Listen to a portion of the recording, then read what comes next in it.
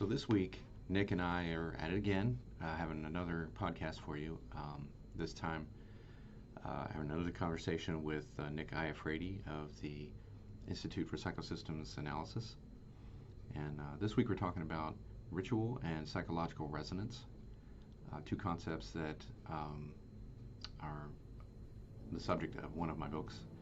So sit back and hopefully you'll find something interesting and entertaining about it.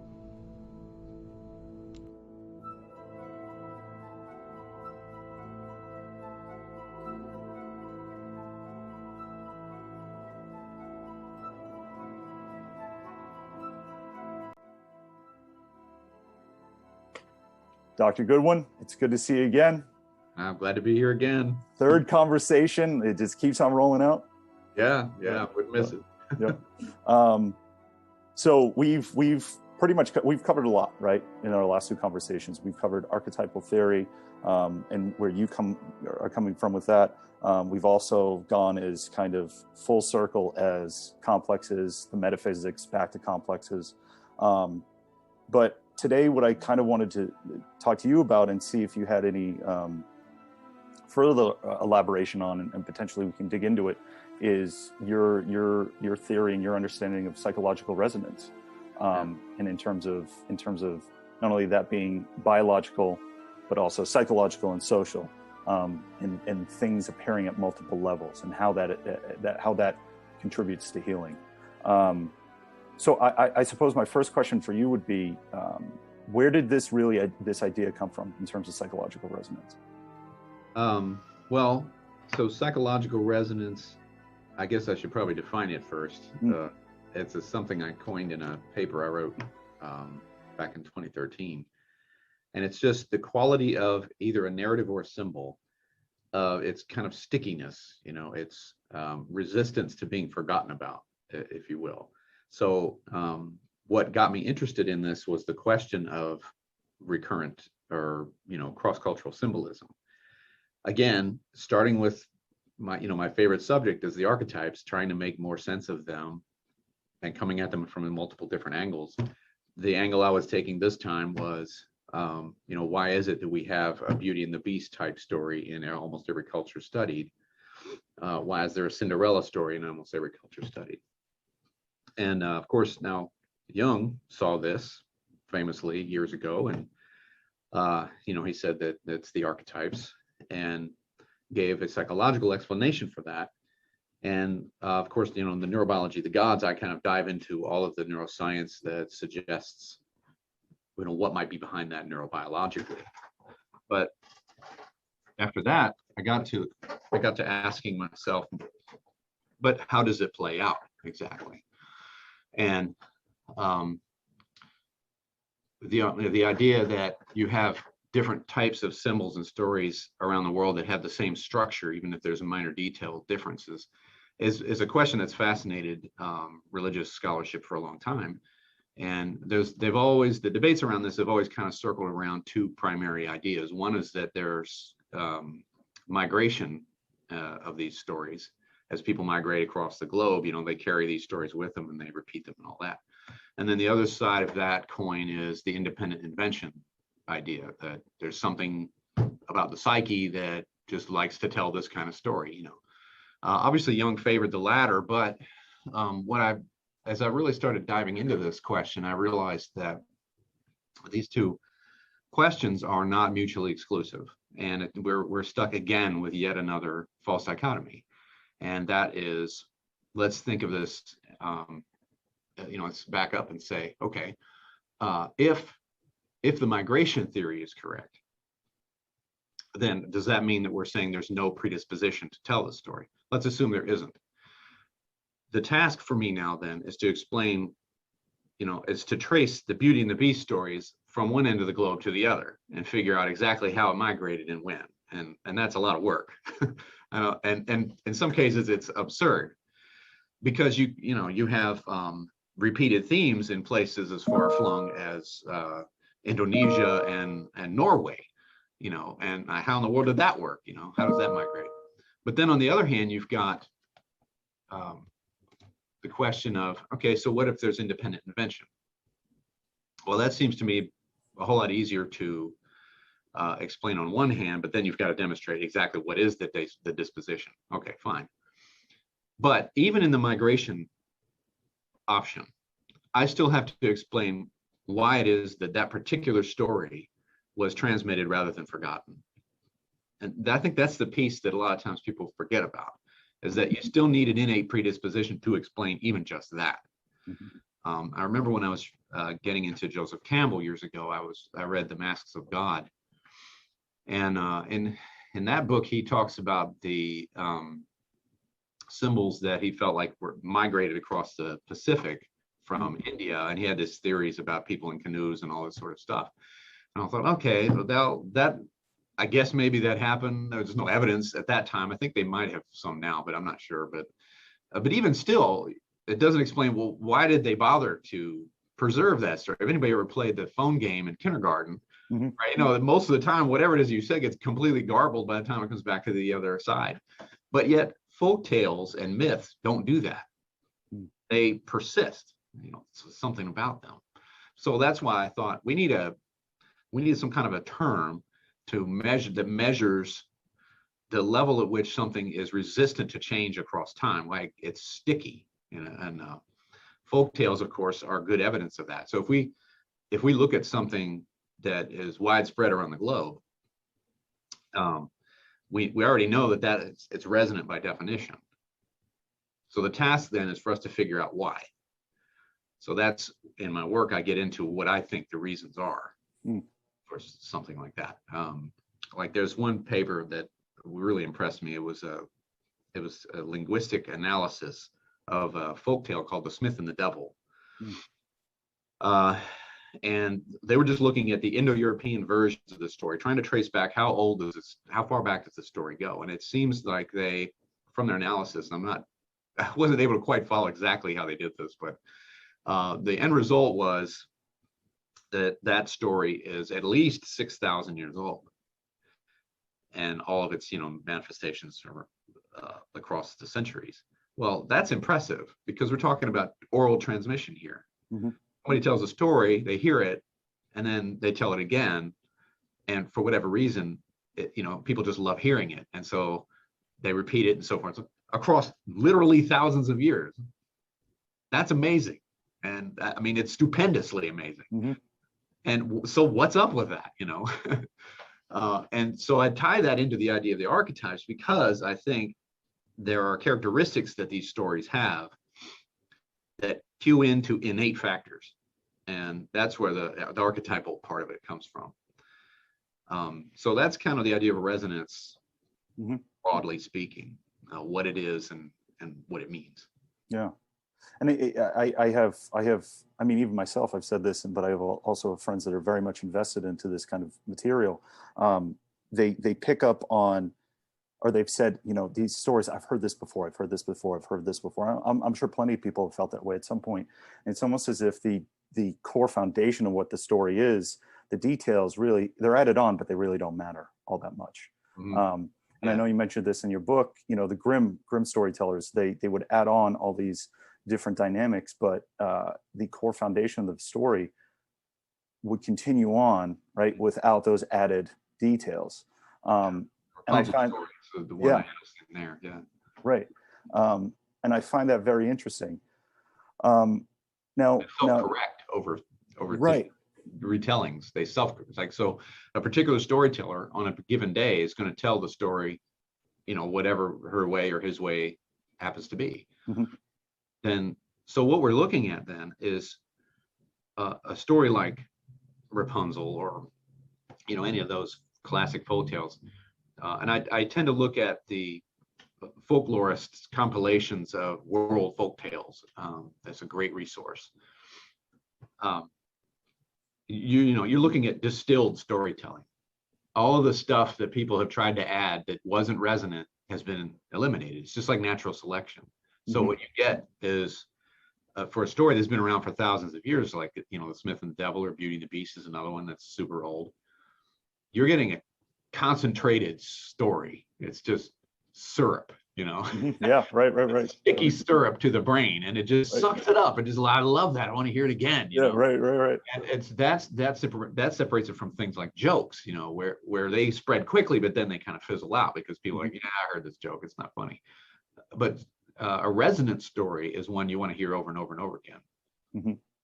You know, I don't know if it was intentional, but like when George Lucas wrote Star Wars and he included all of these classic tropes from fairy tales and, you know, Westerns, which are just Western fairy tales, you know, he created this thing that was super resonant. And, you know, that's why we're still talking about it. You know, they make 9 more movies out of it and all that. Right. Same kind of thing. This stuff is, of course, very interesting to fiction, you know, writers, movie, screenplay writers and stuff. There's this whole organization of, there's this whole business now of story structure that people sell, and they spend a lot of money on this sort of thing, and how to write stories that will grab attention because there's a lot of money in it, you know. Right. So this is got tremendous practical importance for therapy, but for business, you know, because I think advertisers use this stuff. I remember, and I get into this when I talk about like placebo effects in healing symbols, that they'll use imagery that's sticky to get across the message they want to try to convince you of, whatever it is. So it pays to be able to recognize this. So like, I remember this one, it's a parody article, but it was an advertisement for an antidepressant called Sucrosa. Right.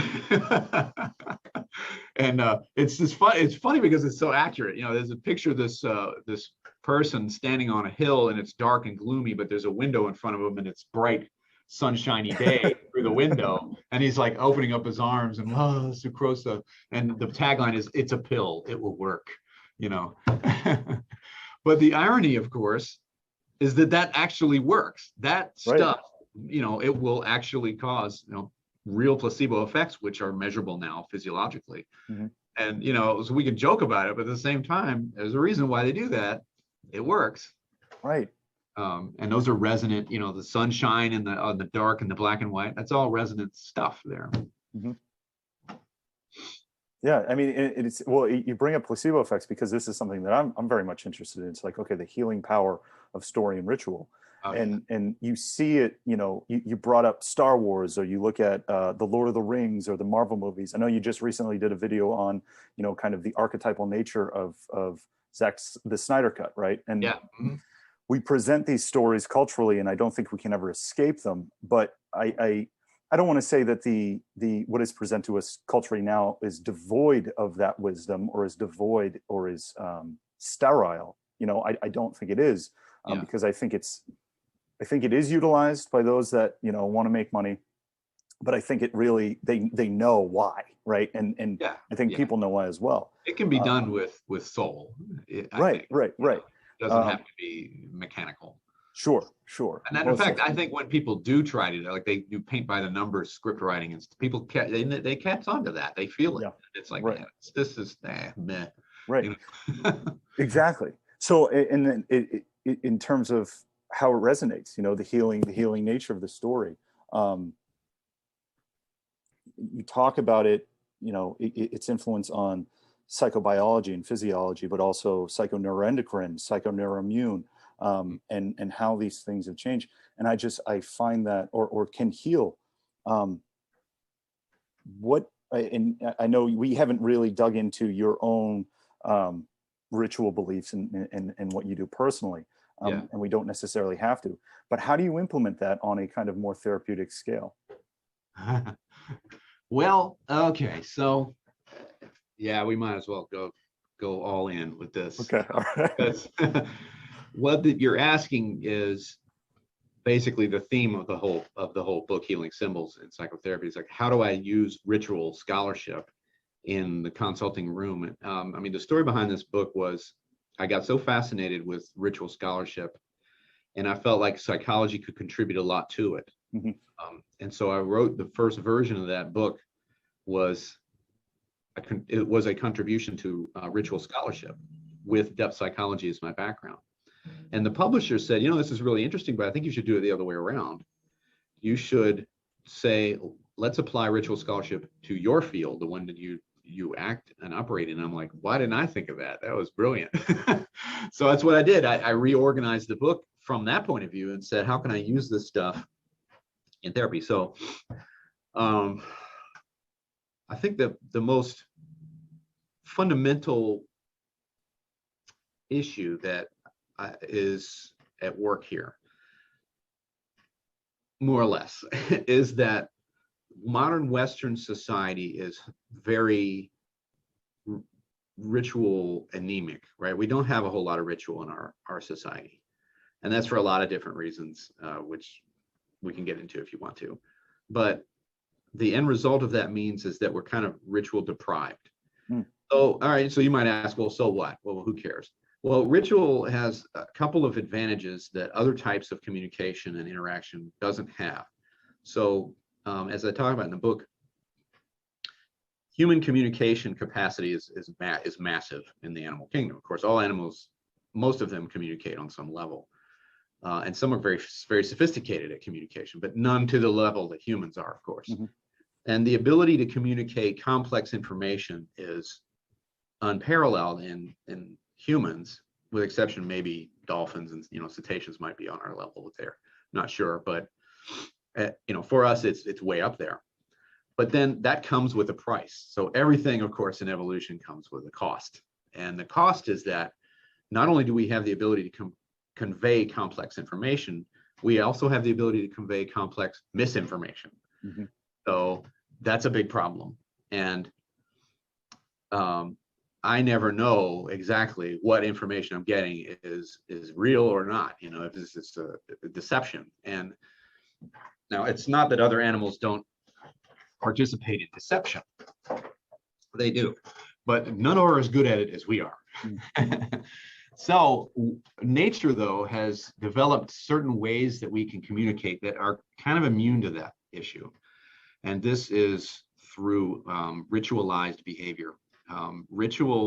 Human ritual, in some ways it feels so powerful because it actually taps into a more ancient mode of communication. Take, for example, mating displays of birds. All right, so some birds do this really complicated, dance and all this kind of stuff. And they're very complicated. And so you might ask, well, what in the world is the point of all that? Only an animal, though, that is in really good physical shape and health can actually do those things. Right? So the females say, if it's a male's doing this, the females, if they're going to be picky about their mates, they're going to go for the one that can do the dance. Right. And that's how it kind of ingrains itself over time. And this. Now, we don't have rituals that are that ingrained in the DNA, but we still avail ourselves of this kind of communication. And that is doing things in physical space with concrete objects to convey a symbolic meaning to it in a way that can't really be fake. So let me give an example. Most of us are familiar with the wedding ritual. You go up and you hand a ring and all that stuff. So what's that all about? So the ring is part of it. The ring is, I keep doing this. I actually got stung by a wasp, and so my fingers swelled up. So I don't have my wedding ring on today. But the ring is a concrete, tangible object. You can either wear the ring or you cannot wear the ring. You can't do both at the same time, right? So whatever your feelings are about being married, they might be mixed. You might be ambiguous. You might, who knows what, from one day to the next. But all of that crap gets cut through by either you got the ring on or you don't got the ring on. See? So that's the power of ritual. It takes ambiguous, nebulous information and turns it into a binary, either or. Another example, when you go up and you give the wedding vow. Now, when the officiator or the priest or whatever says, you say I do you da da da da da, and the person says I do. Well, again, they may have mixed feelings about getting married. They may not really want to. They may not really mean it, and that's all well and good. But you can't fake the fact that you said it, right? You either say it or you don't. There's no middle ground. You can't say I kind of do. That's not allowed in a ritual. Yeah. I kind of do. I guess, no. You either say I do or you don't say I do. Right. Done and done. So that's the power of ritual. Regardless of what your inner feelings are, the outer action says the thing. So here's another example. So transitions from childhood to adulthood. So biological development is messy and it's complex and chaotic, and one person may be at some maturity level where another person is way behind them or way ahead of them, even though they're the same age. Mm-hmm. But culture over the millennia has realized that, okay, but we still need a way to recognize you're an adult and you're not an adult. Mm-hmm. We've got these social categories that are very important, and we need to figure out a way to keep everybody straight. So if you're in a child category, I behave towards you in a particular way. Once you've reached adulthood, I shift completely. Now, that's a big deal, right? So you get access to, you might get access to sexuality. You might get access to, being a warrior, right? You might get property rights. Who knows? It depends on the culture. But the point is that we've got to get it. In our society, it's, you turn 18 and that's it.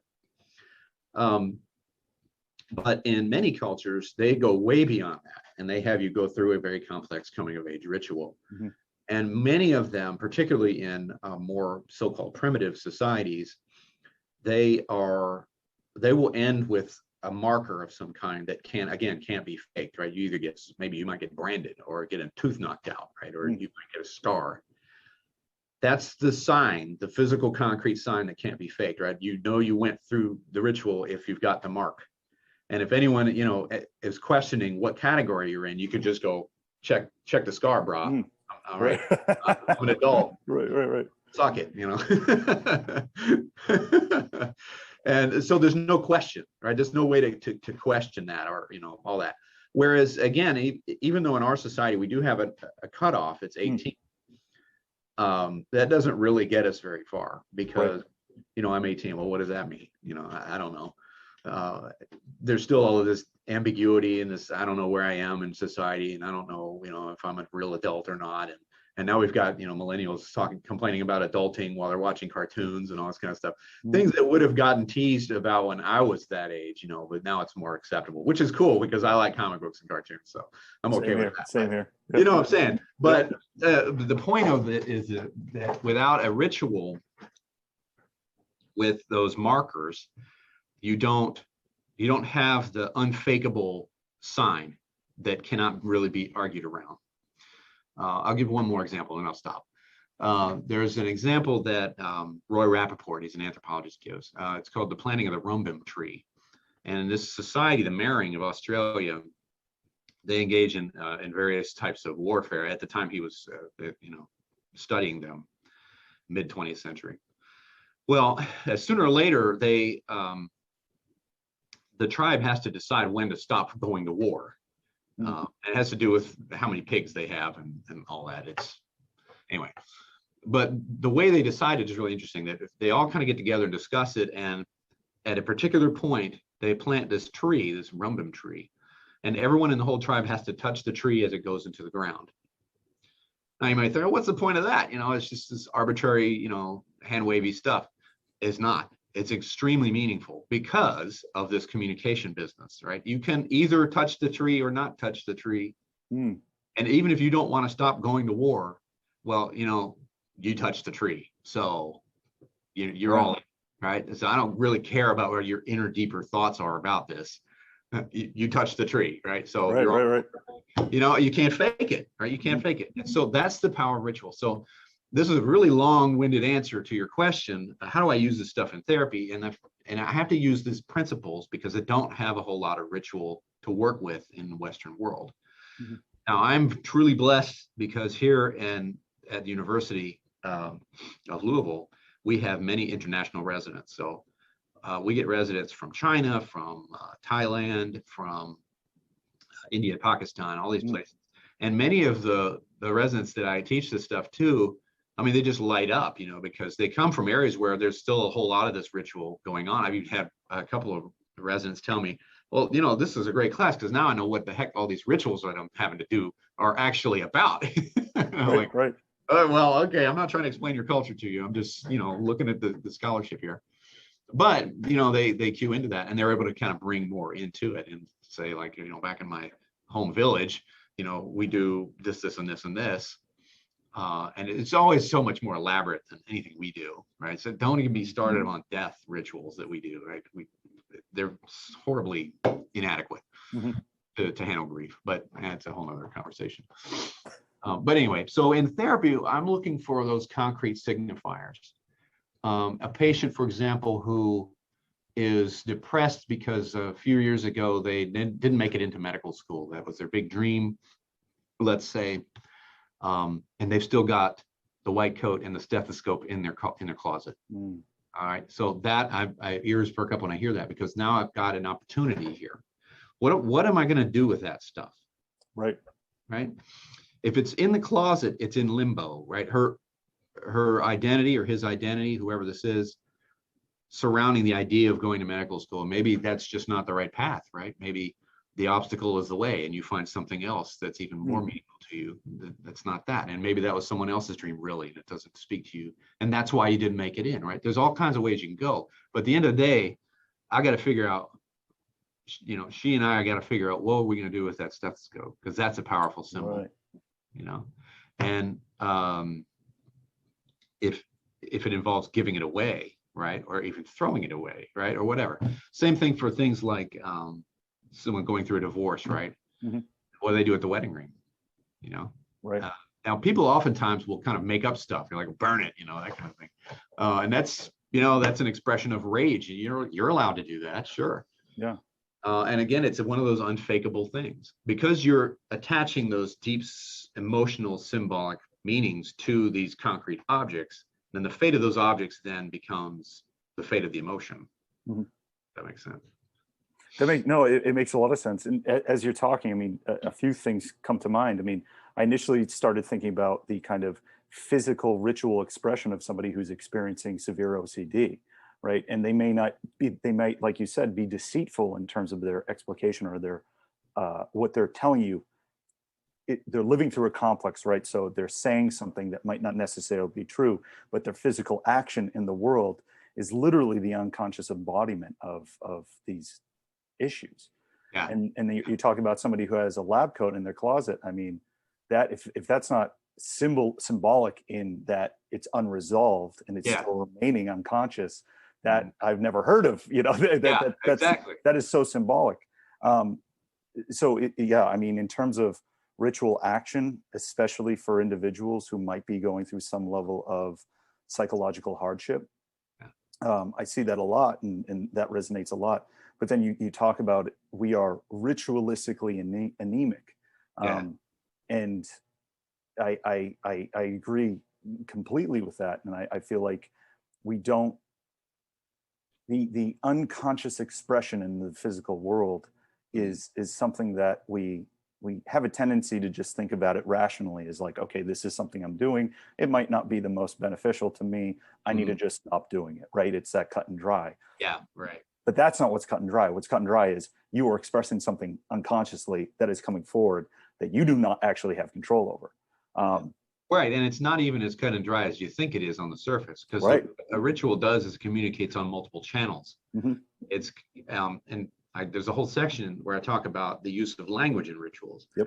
We're used to rational discourse where the words have semantic meaning and they, you know, blah blah blah. But words are not used that way in ritual typically.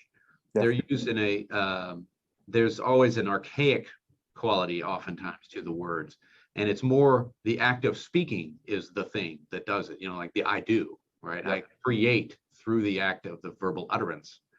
And it doesn't really matter so much what the words are. Right. You'll see this sometimes in evangelical, you know, like revivals where they start speaking in tongues and all that sort of thing. It's just nonsense. It's gibberish that they're speaking. And now I think they interpret it as like angelic language or something like that. And that's beautiful. I like that.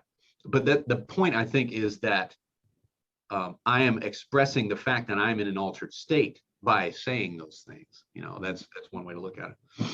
But the whole ritual impoverishment, I did a paper on, there was an article in the Journal of Analytical Psychology talking about technology. And they approached me and asked me if I wanted to write something about that. And I was in the middle of this project with the ritual scholarship. I thought, well, I don't know if you want to, consider this, but I could do a paper on how I feel like our ritual technology is kind of fallen by the wayside with our material technology advancements, and so I did write about that. And I think that's kind of how it works, that many cultures that don't have the material technology that we have, their ritual technology is advanced. They partake of altered states, or they use rituals to accomplish social ends in ways that we just don't, or they might even use entheogens and things like that to connect to the divine, and that's again another conversation. Someday we might open up that can of worms. I think we should. Yeah. All right, nothing is sacred here. We're just gonna go all for it. Just going for it. Yeah.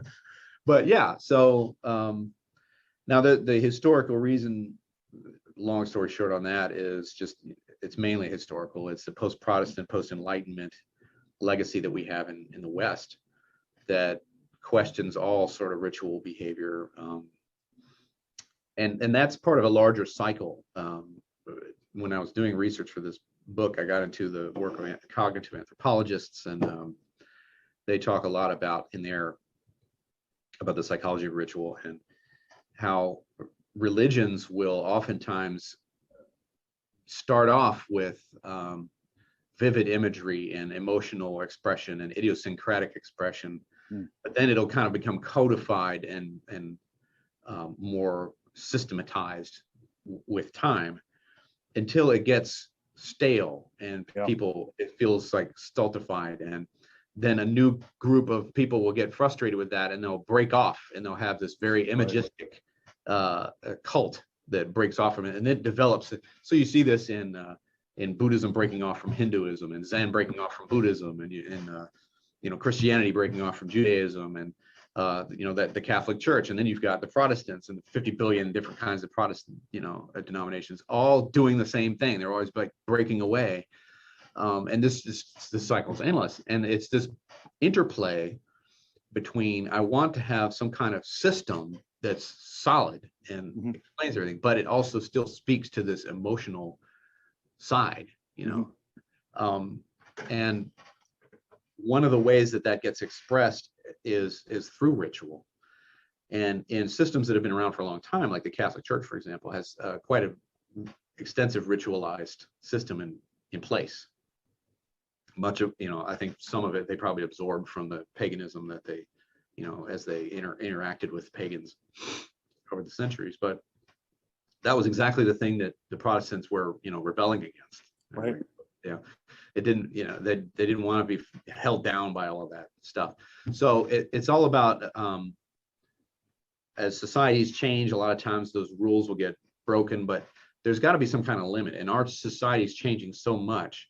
It seems like with each new generation, all the rules need to be changed again. And they may very well need to be, because things change so much. But it does leave us in this very kind of impoverished state, and people are, I think, really long for it. So, for example, in a patient who has severe attachment problems, we might call it borderline personality or complex PTSD or whatever.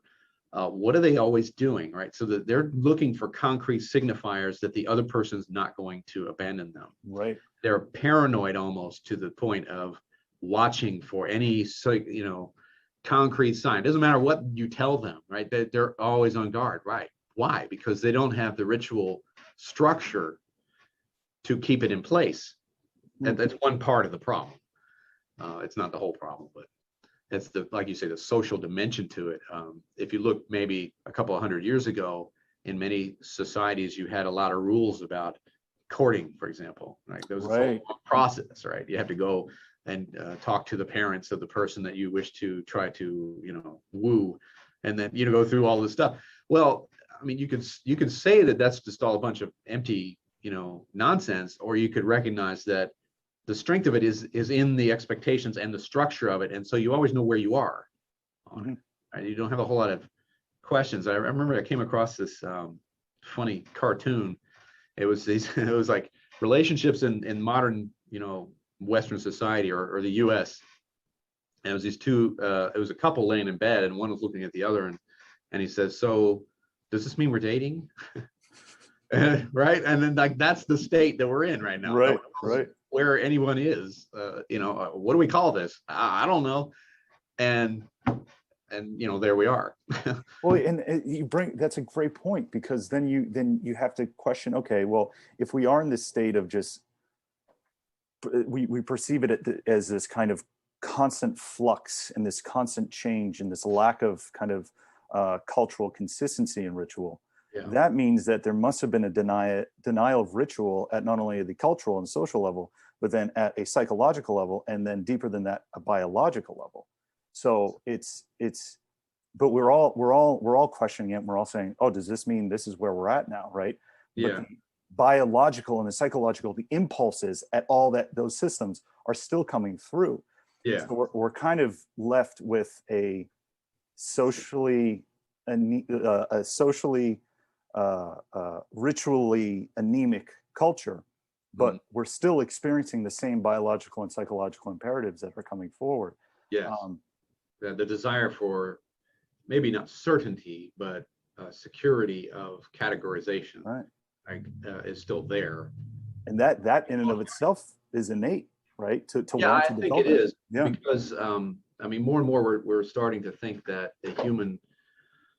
humans evolved with social instincts, because so much of the significant evolution of Homo sapiens was in a social environment anyway. Right. Proto-humans still had social structures. And so the genome, again, like last time we talked about, the genome, or maybe it was 2 sessions ago, has expectations. Right. Like a fish expects water. A fish genome expects water to work. And if it doesn't, it's not there, things don't work. Right. And I think the same now, our water is a society, is a culture, is a tribe. And our societies look very different from foraging societies, but the genome hasn't changed since that time, so the genome is expecting a Stone Age tribe, and it gets whatever the hell this is, and what does that do? A lot of questions there. We might come into the world expecting a certain amount of social structure, and I think that expectation continues. That's why in middle school, I think around 10 and up is when the social consciousness really just kicks in, and the developing child starts looking around for like, who are my tribe? This is why all these young adult novels have, which house do you go into? Like which faction? Right. Yeah. That's what that's all about. It's resonant. Cues right into that. Like, oh, I'm a Ravenclaw instead of a Gryffindor. All that stuff. It's really appealing to the young mind that says, where's my clique? And that's where these cliques form. But those are self-organized, and they are reinvented like every single generation, or every couple of years they're reinvented, and they're all surrounding things like clothing and musical choices, stuff that just changes with the wind. So it doesn't really satisfy the need for belonging that exists. It's so powerful. It's probably more powerful than the desire to live. Yeah. Because look at what people do who commit suicide. They're the ones that they prefer that to feeling like they don't belong anywhere. And it's the separation and the sense of I don't belong anywhere that evokes suicidal ideation. Right. So it must, or you can look at cults. A couple of weeks ago, one of our residents presented great grand rounds on cults and the psychology behind that, and the wacky stuff that people in cults will do because they crave that belonging so much. They don't want to give it up, so they're willing to do all kinds of weird stuff, or even just mass suicide. Scary. It is. It's very scary. But I say, let's look at that with respect. Let's recognize how powerful that motivator is. It's more powerful than food, than sex, than pretty much anything. That's how strong it is.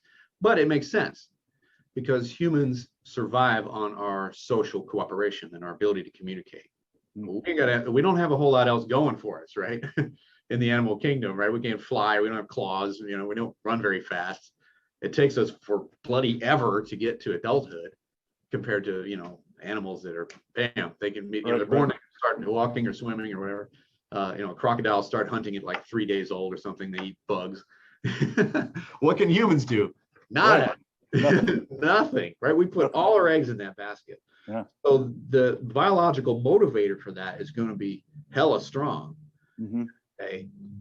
You will find your tribe and you will step in line, or you will be utterly miserable. And nature does not care if we're not happy. Nature only cares if we survive. So that's, we need those structures in order to survive. Yes. Like it's just like in terms of a interdisciplinary systems approach to a lot of this, that you need that reciprocity and communication between systems.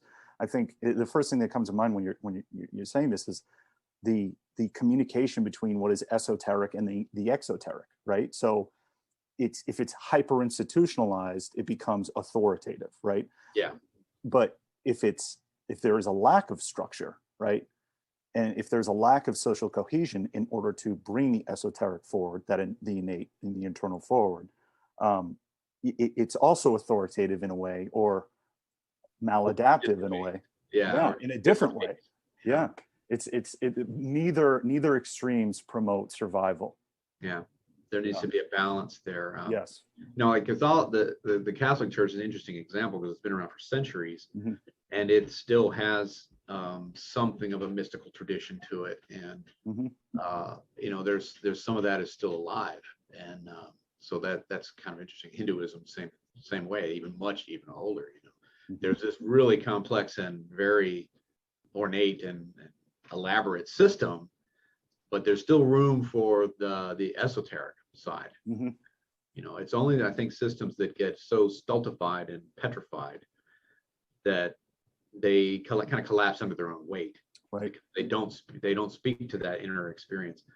When you look cross-culturally, there's different variables that kind of play into how comfortable that culture is with individuals experiencing the divine directly. And we can, get into that, I guess, at some point. But that just all kind of plays together. But like you say, that it's the system of the society speaking to the psychological, and that's speaking to the biological. Yep. And there's this endless communication up and down the tree, where all the time, between the roots and the leaves. Right. Yeah. And that's where you're at, right? That's right. What it's all about. That's what it's all about. That's what it's all about. Well, Dr. Goodwin, thank you again for an amazing conversation. Number 3 on the books, or in the books. Yes. Many more to come, hopefully. Many more to come, for sure. But yeah, we barely scratched the surface of this.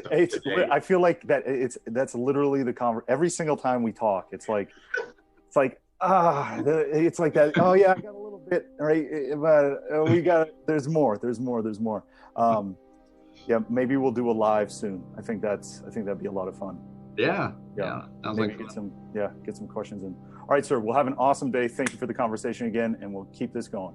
All right. Look forward to the next one. All right. Bye.